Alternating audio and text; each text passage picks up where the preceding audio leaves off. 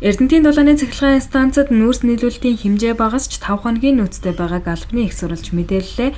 Тодорхойлбол Эрдэнэтийн дулааны цахилгаан станц төрийн хэмжээд хувьцаат компани шарын голын уурхаагаас нүүрсээ татаж эрчим хүчээ дамжуулдаг.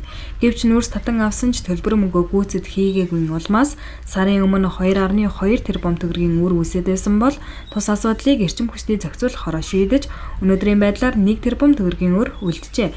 Тус асуудлыг энэ он дуусахаас өмнө цэгцлэн гэдгийг албаны их сурвалж мэдээллээ. За Эрдэнэтийн дулааны цахилгаан станц шарын голын уурхаагаас нүүрсээ авдаг. Тэгээд сарын өмнө ерөнхийдөө 2.2 тэрбум төгрөгийн өглөө үүссэн байж байгаа. Мэдээж одоо эрчим хүч цахилгаан эрчим хүч боловсны орлого одоо орж ирээгүйтэй холбоотой цаашлаад энэ мэдээж хэрэглэгчийн тарифтай холбоотой. За эрчим хүчний яам өршөөснөө зохицуулахаар энэ асуудлыг шийдсэн явж гисэн. Тэгээ яг өнөөдрийн байдлаар бол тэрбум төгрөгийн өлегтэй байж байгаа. Тэгээ оны эцэсэхэд өлөггүй байхаар ингээд зохицуулж байгаа.